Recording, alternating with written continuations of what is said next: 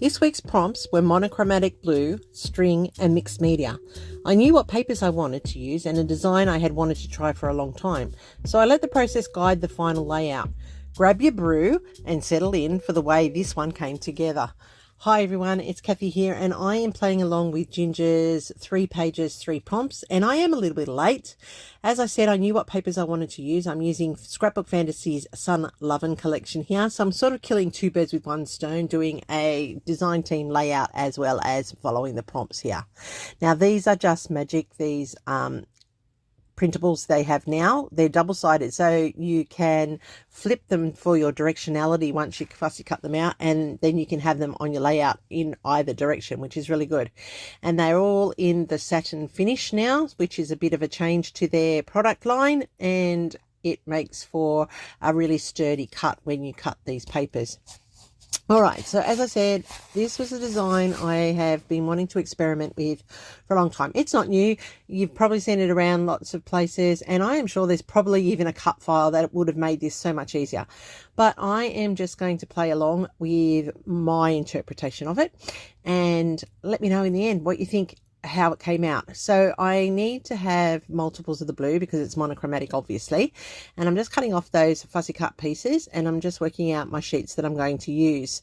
So it is a little bit fussy to get it started, and it is a little bit of work to pull this together, but it really does look effective in the end. As I said, I'm playing along with Ginger's Hop, where she has our 3 prompts for her pages 3 times a month, and I really like this concept where you get prompted into what you are doing. So what I've done here is I've drawn out a template which I'm going to use to help cut my pieces before I can piece it together. Yes, that's the best thing about our hobby, is that we cut apart perfectly good pieces of paper and then we stitch them all, place them all back together again to create the same size paper we started with. But it's not about that, is it? It's about the art that goes into it. It's the creativity that goes into it.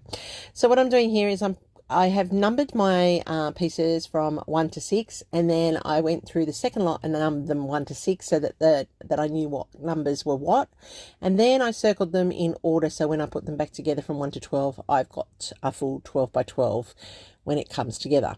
So I am going to trace around my template, which you just saw me cut out from the master, and I am using a black fine line pen to do it. And yes, I know I probably should use pencil, but that's okay because this is only the outline of it, and it doesn't matter if there is a little bit of black on it, because I'm going to show you in the end what I'm going to do so I can use this in the whole layout without an issue.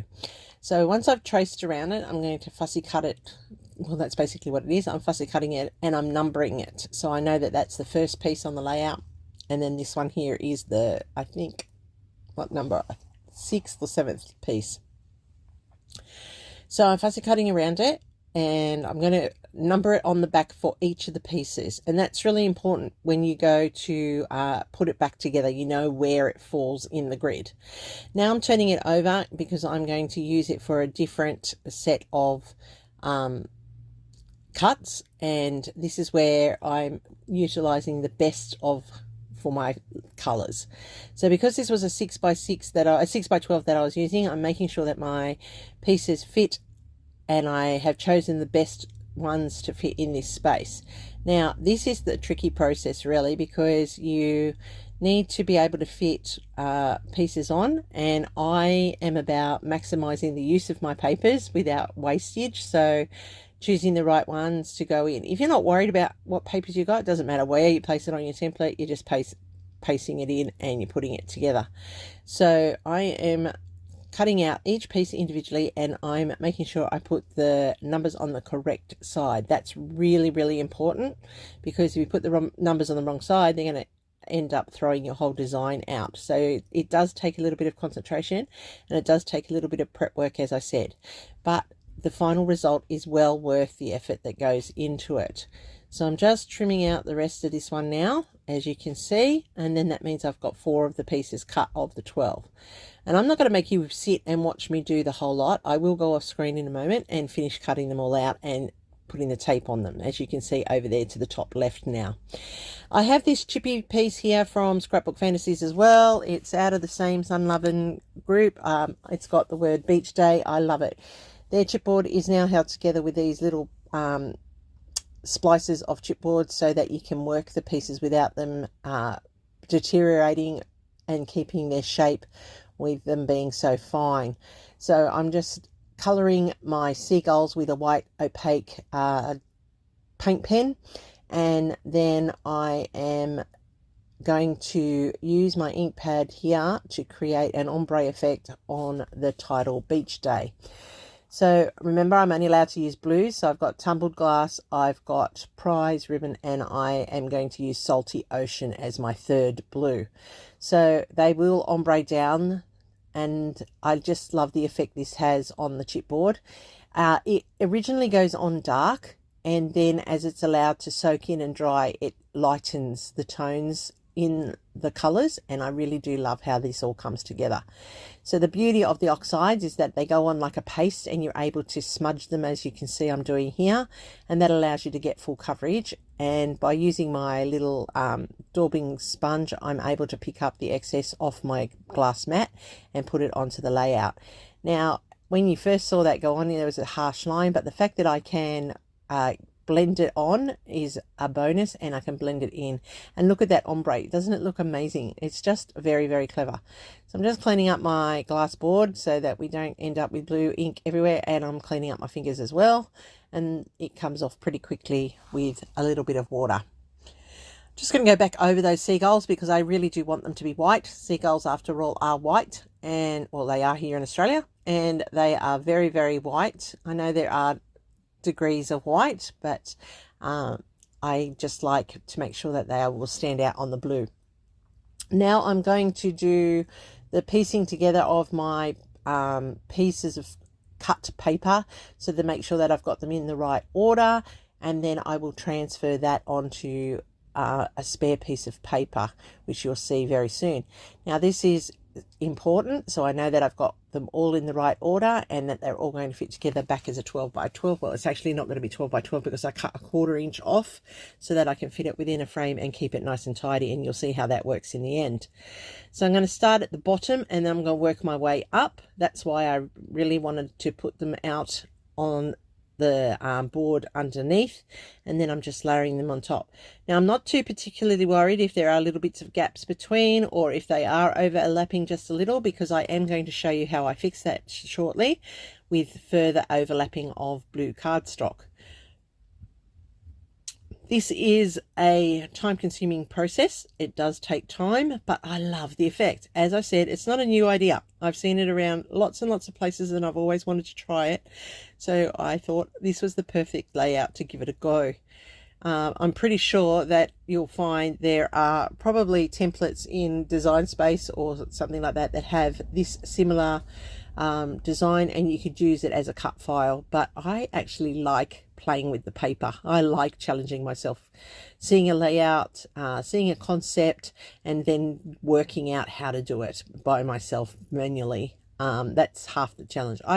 It's therapeutic to me. I enjoy it. Other people like to just have the cut file and work with it. Other people just like to paper block. So each person has their own style.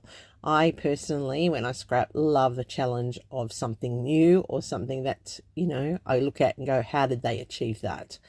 So I am layering this up one piece at a time. That's just the only way this can happen, is one piece at a time. For me, you may know of a better way or an easier way, but I love how this has turned out. Right, so there's all my pieces back into place. Now I have a full 12 by 12 and their edges are not straight, as you can see, and there are gaps and pieces between each of those pieces of paper. So in order to fix that, I'm going to cut 1/4 strips off this blue cardstock. This is one of my favorite color blues in cardstock. I have about 12 pieces of this at any given time because I really do love this color. I'm just going to use these 1/4 inch strips as borders, and you'll see how I do that in a moment. I'm just making sure I've got enough. In the end, I think I ended up with 3 extra strips that I didn't need, but I just wanted to make sure I had enough ready to go so that I could get all my framing done in one sitting. So I'm using my tape and I'm just lining that up across each of those pieces, and this does take time, and I'm sorry, but sometimes people like to see the full process, and this is just showing you what I have done to achieve the final look of this layout. Sometimes that double-sided tape goes on really easily, other times it doesn't. I really, like some people use the ATG guns. I would like to probably have a go with those, but I'm not spending that amount of money at this time in my life to get another tool, unless somebody wanted to sponsor me and give me one. Only joking. No, I may invest in one, but at this stage, no.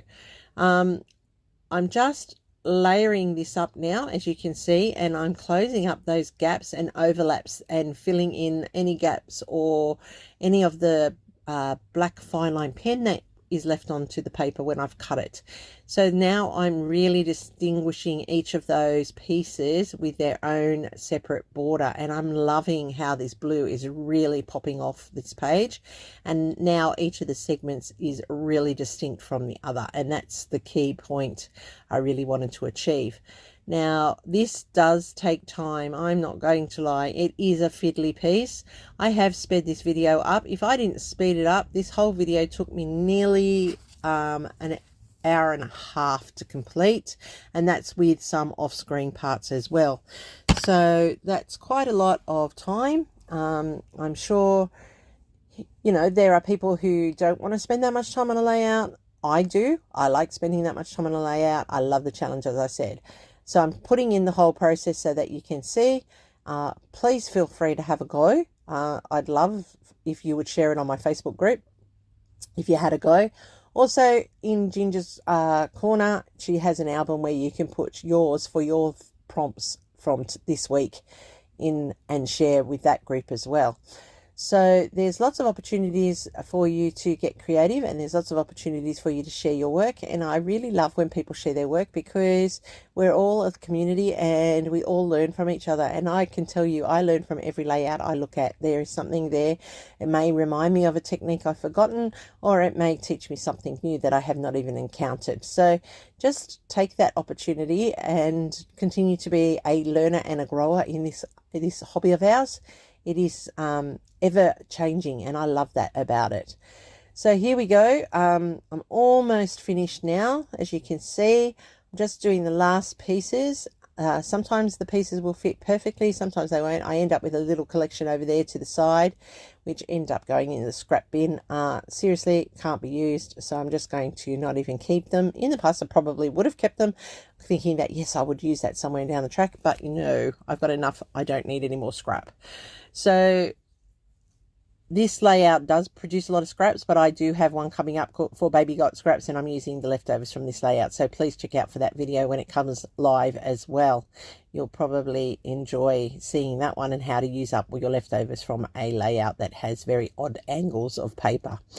So I'm just popping in the last of it, as I said, and now I'm ready to just trim off those little excess pieces that overlap, and then I can actually add my border frame all the way around. And once again, I'm just using that 1/4 inch strip that is 12 inches in length, and I'm just going to build a faux frame. And then it looks like I've placed it all on cardstock and deliberately cut each piece into the layout, which is just an optical illusion, and it works so well. And I love the monochromatic feel of this layout already. So I'm going to pop that down there. That's now the border of that one. I'm going to do it all the way around, so there are 4 equal borders around the perimeter of this layout, and it closes off all those edges and it covers up all the joins. And look at that, doesn't it look magic? You can run it both ways. I suppose I could run it that way if I wanted to. I could turn it and have it on the other side as well, so using it like a chevron-y and an off-center chevron. So maybe that's something I do again. Actually, that's a pretty good idea. Might have a go at doing that as an off-centered chevron.